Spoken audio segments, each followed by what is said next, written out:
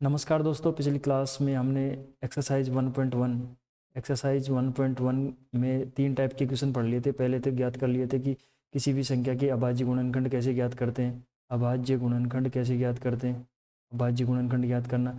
दूसरा हमने पढ़ लिया था एचसीएफ व एलसीएम ज्ञात करना, एचसीएफ व एलसीएम ज्ञात करना। और तीसरा टाइप हमने पढ़ लिया था एलसीएम, एचसीएफ व एलसीएम ज्ञात करना। और तीसरा टाइप हमने पढ़ लिया था एचसीएफ व एलसीएम में संबंध, एचसीएफ व एलसीएम में संबंध, एचसीएफ व एलसीएम में संबंध। ठीक है, तो पिछली क्लास में हमने इन तीन टाइप के क्वेश्चन कर लिए थे। अब किसी भी संख्या के अभाज्य गुणनखंड ज्ञात करना और एचसीएफ व एलसीएम ज्ञात करना व एचसीएफ दो संख्याओं के एचसीएफ व एलसीएम में संबंध। ये तीन टाइप के क्वेश्चन हमने कर लिए थे। आज हम पढ़ेंगे एक्सरसाइज 1.2। चलिए शुरू करते हैं। आज की क्लास हम स्टार्ट करते हैं इस मोटिवेशनल लाइन से। कामयाब होने के लिए अपनी मेहनत पर विश्वास करना होगा, किस्मत तो जुए में भी आजमाई जा सकती है। आज हम पढ़ेंगे प्रश्नावली 1.2। इसमें पहले हम इसके प्रमेय व उदाहरण देख लेते हैं। प्रमेय 1.3। प्रमेय 1.3 क्या कहती है कि √2 एक अपरिमेय संख्या है।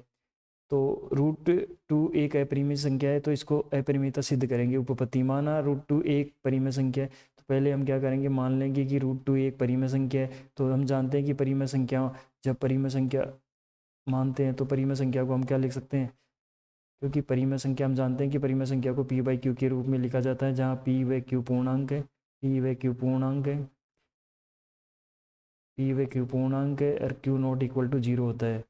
ठीक है, तो हम अतः √2 को परिमेय संख्या माना है, तो √2 को हम मान लेंगे कि ये कोई गुणनखंड के रूप में p और q के रूप में लिख सकते हैं। तो हम इसमें r व s मान लेंगे, जहाँ r ऐसे पूर्णांक है तथा s नॉट इक्वल टू 0, क्योंकि परिमेय संख्याओं को हम किस रूप में लिख सकते हैं, p/q के रूप में लिख सकते हैं और q नॉट इक्वल टू 0 होता है।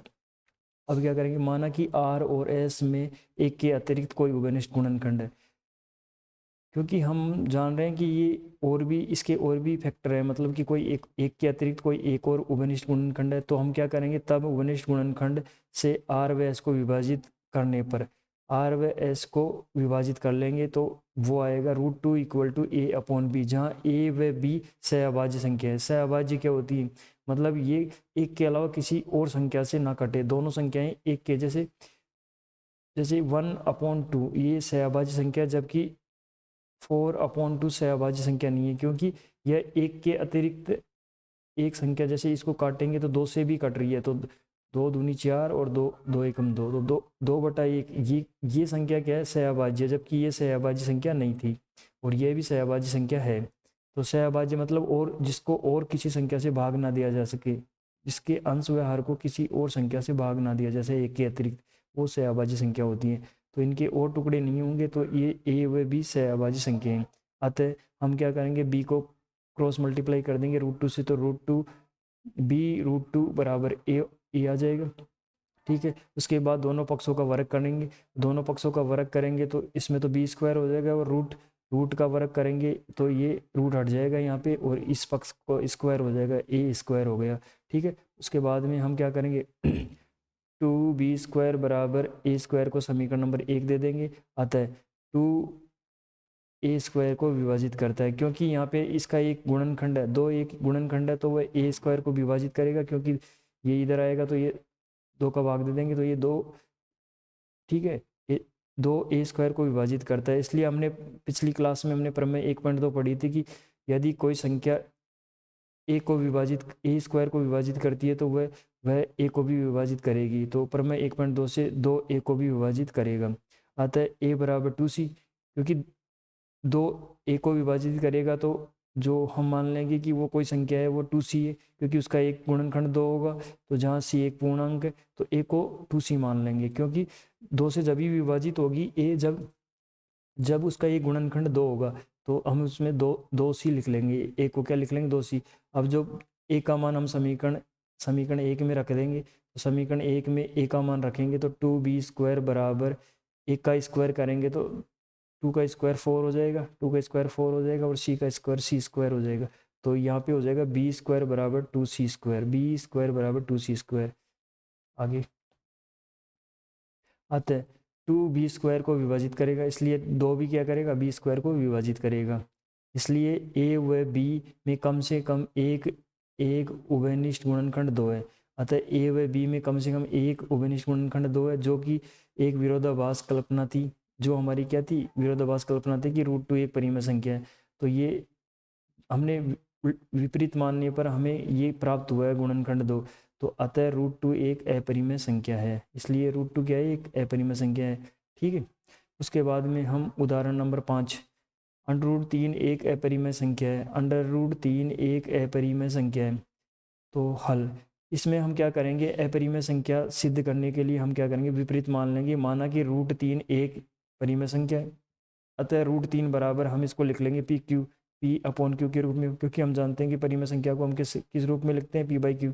जहाँ P/Q पूर्णांक है तो हम P/Q की जगह R व S रख लेंगे। ठीक है। और S मतलब Q नॉट इक्वल टू 0 यानी S नॉट इक्वल टू 0 हो। यदि R और S में एक के अतिरिक्त कोई उभयनिष्ठ गुणनखंड हो, एक के अतिरिक्त अगर मतलब R S किसी एक और संख्या से कट रहे हैं तो हम उसको काट के लिख लेंगे √3 बराबर A/B।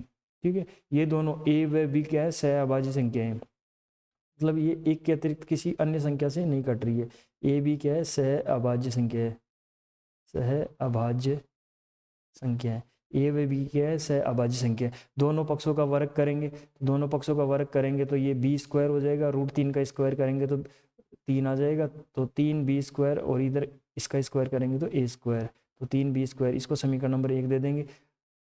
चूंकि A² 3 से विभाजित है, चूंकि A² 3 से विभाजित है, समीकरण में दिख रहा है ना, यहाँ पे 3 है तो इसको नीचे जाएगा तो ये आ जाएगा। A² 3 से विभाजित है, इसलिए A भी 3 से विभाजित होगी। ये हमने प्रमेय 1.2 से कर लिया।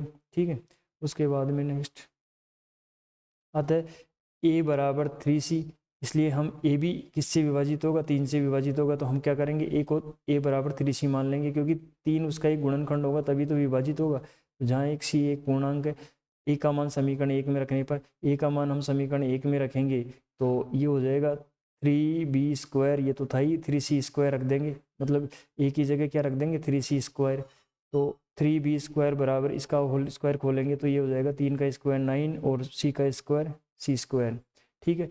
और ये 3 से ये 3 बार कट जाएगा। ठीक है। तो B² बराबर 3C²। इसलिए B² भी 3 से विभाजित होता है। B² भी किससे विभाजित होता है? C। अतः B भी 3 से विभाजित होगा। यदि B² 3 से विभाजित है तो B भी 3 से विभाजित होगा। ये हमारी प्रमेय 1.2 से हो गया। ठीक है। अतः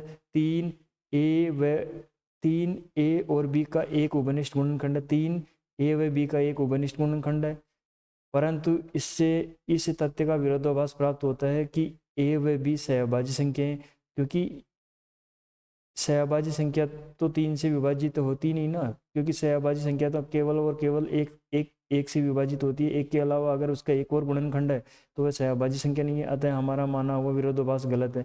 जो हमने माना था कि √3 एक परिमेय संख्या वह गलत हो गया, इसलिए √3 एक अपरिमेय संख्या है। नेक्स्ट उदाहरण नंबर 6, दर्शाइए कि 5 माइनस √3 एक अपरिमेय संख्या। हमें दर्शाना है कि 5 माइनस √3 एक अपरिमेय संख्या। हल, माना विपरीत मानेंगे। विपरीत माना कि 5 माइनस √3 एक परिमेय संख्या है, तो 5 माइनस √3 को एक परिमेय संख्या मान लेंगे। अर्थात 5 माइनस √3 बराबर हम लिख देंगे A/B। ठीक है। जहाँ A भी सहअभाज्य पूर्णांक है, सहअभाज्य पूर्णांक है, मतलब कि A व B का कोई भी और उभयनिष्ठ गुणनखंड, एक के अलावा कोई भी गुणनखंड नहीं है। ठीक है। मतलब इनका और हल नहीं कर सकते, इनको काट नहीं सकते और। ठीक है। अतः 5A माइनस बी और √3 को पक्षांतरण करके इधर ले आएंगे तो ये माइनस के √3 इधर आएंगे तो प्लस के √3 हो जाएंगे, और ये प्लस के A/B इधर जाएगा तो माइनस का A/B हो जाएगा। इसलिए √3 बराबर हो जाएगा 5 माइनस AB। ठीक है। क्योंकि A व B पूर्णांक है, क्योंकि हमने पहले ही माना था कि A व B क्या है? पूर्णांक है। ठीक है। तो A व B पूर्णांक है तो इसलिए 5 माइनस A/B एक परिमेय संख्या होगी, क्योंकि किसी भी पूर्णांक में से एक पूर्णांक घटाने पर एक परिमेय संख्या ही प्राप्त होती है, अर्थात √3 एक परिमेय संख्या है। इसलिए चूंकि यह विरोधाभास के कारण प्राप्त हुआ है, क्योंकि हमें ये किसके कारण प्राप्त हुआ है? विरोधाभास के। अतः 5 माइनस √3 एक अपरिमेय संख्या, इसलिए 5 माइनस √3 क्या हो जाएगा? एक अपरिमेय संख्या। नेक्स्ट क्वेश्चन नंबर ये उदाहरण हमारे कंप्लीट हो गए। अब हम प्रश्नावली 1.1 के क्वेश्चन करते हैं। पहला प्रश्न, सिद्ध कीजिए कि √5 एक अपरिमेय संख्या है। सिद्ध करना है हमें √5 एक अपरिमेय संख्या है। तो हम क्या करेंगे, माना कि √5 एक परिमेय संख्या है, तो हम इसका उल्टा मान लेंगे, विपरीत मान लेंगे कि √5 एक परिमेय संख्या है। हम जानते हैं कि परिमेय संख्या को हम किस रूप में लिख सकते हैं, परिमेय संख्या को हम लिख सकते हैं p/q के रूप में, जहाँ p/q क्या है, पूर्णांक है। p/q पूर्णांक है, p/q पूर्णांक है और q not equal to 0, q not equal to 0 है। ठीक है। अतः b को क्रॉस मल्टीप्लाई करने पर b √5 बराबर a हो जाएगा। दोनों पक्षों का वर्ग करेंगे तो ये हो जाएगा 5b² बराबर a²। इसको समीकरण नंबर 1 दे देंगे। अतः 5a² को विभाजित करता है। यहाँ से हमें पता चल रहा है कि जो 5 है वो a² को विभाजित करता है, तो 5a को भी विभाजित करेगा। ये प्रमेय हमारी 1.2 से हमने क्या कर दिया, यदि कोई संख्या धनात्मक संख्या a² को विभाजित करती है तो वह a को भी विभाजित करेगी। ठीक है, इसलिए a बराबर 5c। तो हम मान लेंगे कि a बराबर 5c है, क्योंकि 5c उसका एक गुणनखंड होगा, तभी तो 5 से विभाजित होगा, जहाँ c एक पूर्णांक है। a का मान समीकरण 1 में रखने पर, समीकरण 1 में a का मान रखेंगे हम, यहाँ पर a का मान रखेंगे समीकरण 1 में, तो ये हो जाएगा 5b² बराबर 5c²।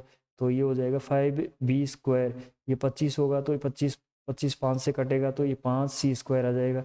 तो 5b² को भी विभाजित करता है, तो 5b को भी विभाजित करेगा। 5a को भी विभाजित कर रहा है और 5b को भी विभाजित करता है। ठीक है। अतः 5a व b का एक उभयनिष्ठ गुणनखंड है। 5a व b का उभयनिष्ठ गुणनखंड है, परंतु यह विरोधाभास है, क्योंकि हमने पहले ही माना था कि a व b क्या है, सहअभाज्य संख्या है, लेकिन ये इसका तो एक और उभयनिष्ठ गुणनखंड आ रहा है। परंतु यह विरोधाभास है कि a व b सहअभाज्य, अतः √5 परिमेय संख्या है। जो हमारी कल्पना गलत है, जो हमने कल्पना की थी वो गलत है, अर्थात √5 एक अपरिमेय संख्या है। इसलिए √5 क्या है, एक अपरिमेय संख्या। प्रश्न नंबर 2, सिद्ध कीजिए कि 3 + √2√5 एक अपरिमेय संख्या। इस तरीके का उदाहरण हम कर चुके हैं, तो ये सेम उदाहरण के जैसे होगा, इसको आप खुद कीजिएगा। प्रश्न नंबर 3, सिद्ध कीजिए कि निम्नलिखित संख्याएं अपरिमेय। तो हमें तीसरे क्वेश्चन में करना है कि ये सारी संख्याएं अपरिमेय सिद्ध करना है। तो इसमें से हम कोई एक कर लेते हैं, जैसे पहला कर लेते हैं। ठीक है, बाकी के सेम इसके जैसे ही होंगे। तो विपरीत मान लेंगे कि 1/√2 एक परिमेय संख्या है। इसको मान लिया कि ये परिमेय संख्या है, अर्थात 1/√2 बराबर a/b मान लेंगे, जहाँ a व b सहअभाज्य और पूर्णांक है, मतलब एक के अलावा किसी से नहीं कट रहे, तथा b नॉट इक्वल टू 0, क्योंकि अंश बटा हर, जो हर होता है वो 0 नहीं होना चाहिए, क्योंकि 0 हो जाएगा तो उसका अस्तित्व ही नहीं होगा उस संख्या का। इसलिए b नॉट इक्वल टू 0, हर नॉट इक्वल टू 0। नेक्स्ट, अतः a/√2 बराबर a/b। ठीक है, तो हम क्या करेंगे, इसका परिमेयकरण कर देंगे, क्योंकि नीचे से √2 हटाएंगे तो ऊपर नीचे √2/√2 से गुणा कर देंगे, तो नीचे से √2 हो जाएगा और ऊपर क्या बच जाएगा, √2b। ठीक है, b इधर से यहाँ पे आ जाएगा b। ठीक है, तो √2b बराबर 2a, √2b बराबर 2a, तो √2 बराबर आ जाएगा 2a/b। क्योंकि दो पूर्णांकों का भागफल एक परिमेय संख्या होती है, दो पूर्णांकों का भागफल भी एक परिमेय संख्या होती है, अतः 2a/b भी एक परिमेय संख्या होगी। इसलिए समीकरण 1 में √2 भी एक परिमेय संख्या होगी। समीकरण 1 में जो √2 है ये परिमेय संख्या है, तो √2 भी एक परिमेय संख्या होगी, परंतु यह कथन असत्य है। अतः हमारी कल्पना असत्य है, जो हमने माना था कि √2 एक परिमेय संख्या है वो गलत सिद्ध हो गई है। अतः 1/√2 एक अपरिमेय संख्या है, 1/√2। इस प्रकार हमारी प्रश्नावली 1.2 समाप्त हुई। ठीक है, तो इस प्रश्नावली में हमने क्या क्या पढ़ा। पहला टाइप हमने पढ़ा कि किसी भी भाज्य संख्या के अभाज्य गुणनखंड कैसे ज्ञात करते हैं, अभाज्य गुणनखंड कैसे ज्ञात करते हैं, अभाज्य गुणनखंड कैसे ज्ञात करते हैं। फिर हमने पढ़ा इसमें HCF व LCM। फिर हमने पढ़ा इसमें दो संख्याओं के HCF व LCM में संबंध, HCF व LCM में संबंध, दो संख्याओं के HCF व LCM में संबंध। फिर हमने इसमें पढ़ा चौथा टाइप, जो प्रश्नावली 1.2 में हमने पढ़ा था, किसी भी अपरिमेय संख्या की अपरिमेयता सिद्ध करना, अपरिमेयता सिद्ध करना, अपरिमेयता सिद्ध करना। तो हम इसमें इसमें हम प्रमेय 1.2 का यूज करके इसकी अपरिमेयता सिद्ध करते हैं। दोस्तों इसकी पीडीएफ मैं आज टेलीग्राम में डाल दूंगा। टेलीग्राम का लिंक नीचे डिस्क्रिप्शन में डाला हुआ है, ठीक है। इसके बाद में हम इसमें करेंगे इसके एमसीक्यूज क्वेश्चन, यानी वस्तुनिष्ठ और रिक्त स्थान वाले क्वेश्चन की एक श्रृंखला लेके आ रहे हैं। इसके बाद में उसके हम छोटे छोटे क्वेश्चन जो एबेसिडे वाले क्वेश्चन है वो करवाएंगे। इसमें हम लगभग 30 क्वेश्चन करवाएंगे, ठीक है, जो कि आपकी एग्जाम में ऐसे कैसे मिल जाएंगे। धन्यवाद।